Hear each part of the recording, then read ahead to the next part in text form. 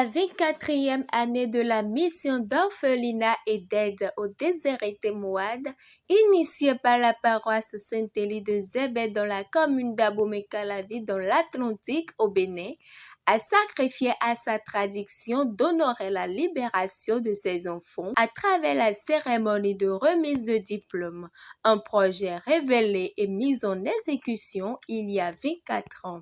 Le secrétaire général de cette mission, le vénérable seigneur évangéliste Mathieu Wessou, nous en parle. Extrait. On s'est associé pour aider les enfants qui n'ont pas de père et de mère et les gens qui n'ont pas l'opportunité d'aller travailler pour obtenir de l'argent pour pouvoir gagner la vie. Ces enfants que vous êtes en train de voir, ce sont des enfants orphelins. Il y en a qui sont orphelins du père, orphelins de mère. On les a recrutés sur des paroisses, différentes paroisses.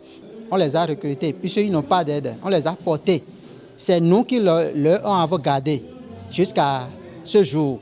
Maintenant, ils ont appris quelque chose. Il y en a qui ont appris matelassier, coiffeur, coiffeuse et puis couturière.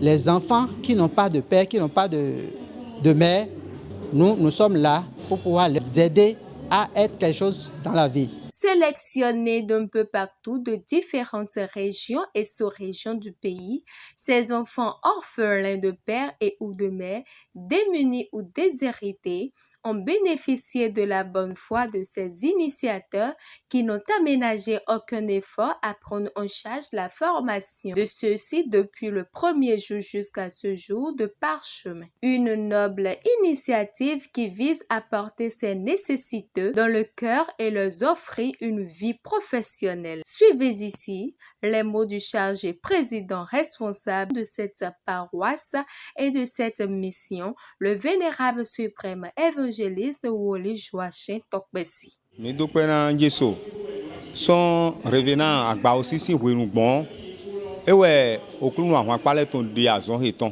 ògbéjú ẹ̀tọ́ ẹ̀rọ ọmọ náà mi ògbéjú ẹ̀tọ́ ẹ̀rọ ọmọ bọ̀ mi tóbi bá sí ńlọ́màkà yín dídọ̀ gbẹ́ta sáfìdí gbẹ́tọ̀ òdúró dàgbẹ́nu lẹ́tí tó mẹ́mẹ́ bọ̀ gbígbọ́ wé tó yé jí mẹ́ni ń kọ́ lẹ́wẹ̀ jú ẹ̀ tsán bọ̀ yé tó pọ̀ bọ̀ mi tóbi bá sí ẹ̀ máa yẹ dọ̀ mi n'o dùn gbẹ́ bolo bẹ́ náà mẹ́ mi n'o bá sí ni wọ́n kọ́ bọ́ associé mi de bọ̀ mi tó yí tó mi de lẹ́mẹ̀ bọ̀ tó yí bá sí mi máa dó partenaire àdàbòsán òdẹ́kùnkùn mi ò lọ súnlẹ̀ tán mẹ́ wẹ̀ mi tó àzọ́ yẹ wá tẹ̀ ẹ̀ tó pé ko nùkún ẹ̀nẹ̀ mọ́ bá sí tó yẹ gbé he wẹ̀nu ẹ̀jú ẹ̀ gbẹ́ náà ẹ̀ dúró ẹ̀ nà ọ̀zẹ̀ nu ẹ̀ máa ti dó bá ẹ̀ nu ẹ̀ tì ẹ̀ hẹ̀ ọ̀dúrọ̀ mọ́ nkọ́ wa méjì tó àgùn kúkúlẹ̀ mẹ́tọ́ jí tó sovi simosi àgùn jí wẹ̀nu mi lẹ́kọ̀ọ́ sí dán wẹ̀nu mi yàgò gbọ́dọ̀ lẹ́kọ̀ọ́ sí dán jọ ẹ̀ wá náà mi dọ̀ mọ́ mi bá sí dò lé wẹ̀ mi dó pẹ̀lẹ́tsẹ̀ sọ̀n wẹ̀ nẹnu gbọ̀nà yí vi lọ́lẹ̀ vi ètàkùn mi tó jí lẹ̀ jí wẹ̀ mi bẹ́ sọ́n wẹ̀nu mi bẹ́ sọ́n fúnlẹ̀ bó tóbi bá sí mi wá yí mo révérend de bo ido gbene do azɔmɔ ŋkɔ edzo eze na mi evivi nɛ bɔn eke alɔ bo yi bo ko ɖe na mi bo wa do alɔ akpɔ bo na mi kɔɛ do mi continue azɔlɔ kaka do yi woe ma ye mi ba si hoe nenu bo hɛn ye de lɛ eye to mi si bo se do asifo etɔn mɛ. Il est à noter que c'est cette même paroisse qui a abrité l'événement et c'était le 28 décembre de l'année 2022 que ces récipiendaires ont touché du doigt le diplôme, attestation et cadeaux afin d'exercer pleinement et légalement le métier qu'ils ont eu l'honneur d'apprendre. Suivons les grands moments de cette célébration. Extrait. Diplôme oison mi là. Diplôme oison. Ouais oison. Azé les nègres ils vont aller dîner va on va la mener à violer mi ga ga ba na aussi. On va la mener à violer mi ga ele. Il est nous continuer.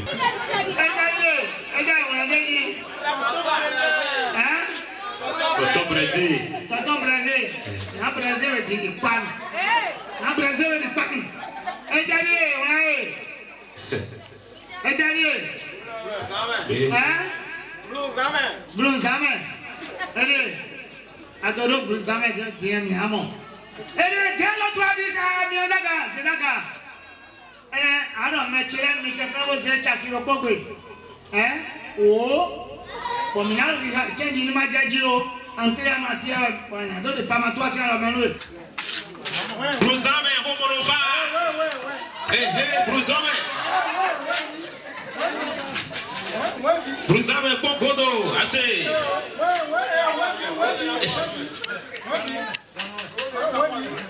Bruzame, Papa toi Nikari, Egi. Topi no dilo pe poti.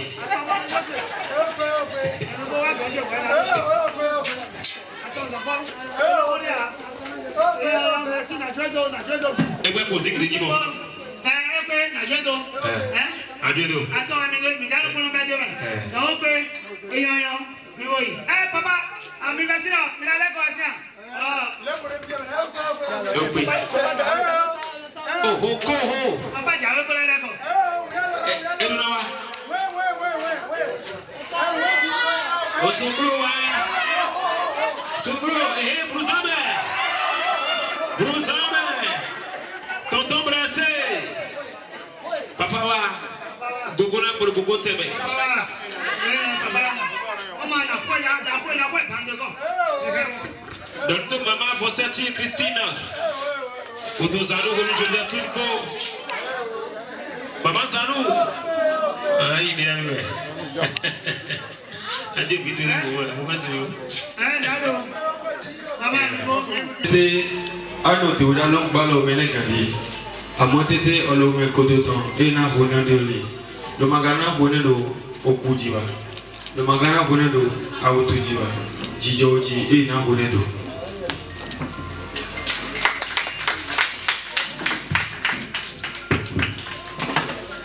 Àwọn gars c'est Laurent. Et ça va de moi aux Andés à son. On doit aux hommes. Au commentaire de quoi. On les voit manger des menaces. Laurent Zenedo et B. Le magara Zenedo à Utujiwa. Le magara Zenedo au Kujiwa. Le magara Zenedo Muyakanijiwa. Laurent Zenedo Jijoji. Zenedo à Saint-Pegadi. Azedi Boblo et Naïdagone. Il attestation de lui. Il y a une camo de la Lemenou. Et non, c'est donc on nous a pour nous. Il y a une et non, on est à nos régulaires. Il y a une à sauver. Mais on y a un ton au tenant du cotomé. Et là, il y a un métal on a traversé frontière. Attestation payée. Le pays est plutôt d'agrément. De Jésus-Christ Nazareth aussi comme. Attestation payée. Diplôme non a caractérisé. Attestation après tout les boumés en zéro base de mes grands il faut pour. C'est le Jésus comme. Quand tu es dans le mien. Ọ̀sán wa nu mo bẹ̀ ọ̀sán wa nu mo mi ò padà lẹ̀ bídí mẹ́.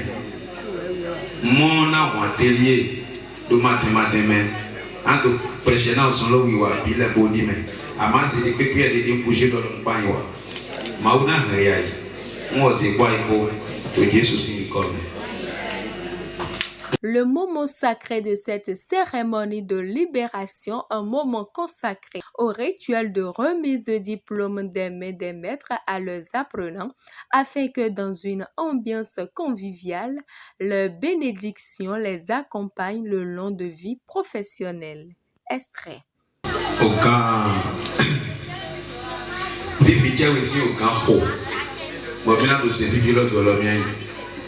Vivi manda vivre doua endo vivi da vivi dou ekpe o se vivi ke do lo chele yego le kuna ko douage gigo mo di me na ko douage aya je mo di me na ko douage do to ko o jiani do no ko e design o no mo mu do ile bi le ko na le ko bi o san chele do do ko o me o ko endo kise gbeji ina lo dans le jet de l'autre diplôme na loko qui sait que du pollution là na au gouvernement il doit dogoler maintenant dans le diplôme le yolo de lui doit être pris autant vivre des pour na pour les présents chèvres aïe nous dao le kota chèvre que Dieu soucie comme. Une joie immense égaie le cœur de toute l'assistance à ce rendez-vous sacré qui lance ces artisans désormais professionnels face à leur destin. Quelques impressions sont recueillies. Suivant. Nous allons de blominer quoi, minant d'aucun moment ou à gongueton. lo si wenu agunwe jo ewenu wa le nkan ton tin mende na se azo gun mo wiza na tin o mi mono azo chi un fi me pede bo do ndi kwe konu pon na ri we ma wa ko dro papa mi ton si jeka Joachim Tokpesi bo azo le nkan ton bo e do fonte bo e de u de kaka bo kwe di we die don le wa chan mi de le do tito mi do mi se wen da gun nkan ton pon e ka so mi de me nu de bo vi nu mi bo nu mi pon nu wa lo se do gbeta e lo e gbeta de bo ana wa nu ile minon wa nu bona do ale de me ganu e do ale de ya ale me no na ale me we ma wu nu bi pe to bo azo de ya do wa we o bro kan ho to chi ovi no chi ovi le wo ma we no na ale me bo egbe o ho me hun da ho inu mi bo mi do mi tenti mi don do mi do kunde we ma inu vide no kole mi ton le bo ide suno ida je ide si beto de pepe mo yi se no do agun iwe me o ye do na pe nu kun to chi ovi su chi o si le bla no le go na me ga la wo mo nu je do ye go lo e me de ko ku so yon e me we go lo me de po si agban no pin e zon ge o ma u gbo zon ge tin gbigbo do Samuel bile u Joseph o chofaji un ze dagun wiwe me ndo ayi mi un se àmọ́ ton son e lo sin kuku godo mi ma se oson lo sin gbigbo gbe wa be son o pe konu kun endi e o e ma u solo aika to chovi le ton un solo papa mi ton si jere Tokpesi Joachim un do ni fon na do ze oson ge do aga do agun wiwe me owe genu e wa tofin so chanwe do agun da o santri loji mi yo lo kiki owe ndo yo son lo kaka wa je gbe o mi mo do son lo do nu koyan seven le do son free ye do oson wa ndo university yan un do we ma se ndo nu koyan megele lo ye ono golo na mi do nu wi wa le me do we mo nu mo mi do nu wi wa de na o pe nu kun so fun finfin le go ye no wa no agolo ami mi mo do oson lo ma u do lo go na ka wa je gbe mi wa do oson free na to chi ovi le ye mi aton nko free mi le de gbe ko afez ko afi po bo nuge materasien po me money be ovon toto po mi do mege la free de gbe do gigo ma u don me on ma u na ho ran zon lo un yanu kan mi ka khwede na nu kan to mi don Tokpesi do ma u na hen jijo ho to egbe uwe mi to awure to azan ko aton nu kan ton to osun oyawe to e mi tin teton bo egbe we mi to diplôme na o vile to egbe nu iwa susu wetin to mission financière azan lo me to ho fifo to 31 décembre mi no ma nu duru na to shovi asukusi mado ganon le eyin lo mi ton son flen we na azome ye azome ka bodo azome ye na go azome be mi so no ma ka ye na ovi de ma do to e ma do no le mission financier melege no ba inu mon koton e lo mi ton son flen ovi pevi de e kujodo bo e ma do mele pepe ovi mon koton mi so no yi to akun mi ton ji bo mi no hen to agun je ka wo so no ayin nu susu etin bo mi to ba to apa we defo mi so to wezun do boze si iropo boze do to fin sin kame so chanwe centre bona zedo to fi complet ye me pona wa fine mi to alogo mon koton bi o e me ran gwa na mi le bo mi na to fo azon we mon koton bo mi na to ze ovi mon koton do to fi sin igbaji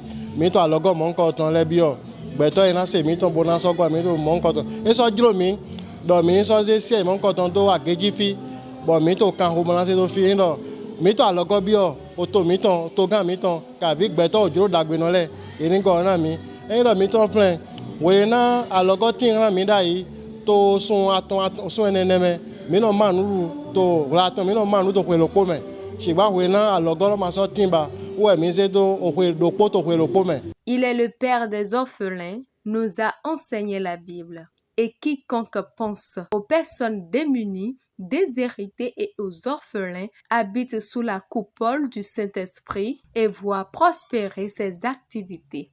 Soutenons donc cette noble initiative à travers nos gestes et dons de quelque nature que ce soit, car celui qui assiste les orphelins prête à Dieu. Que Dieu nous garde. Shalom.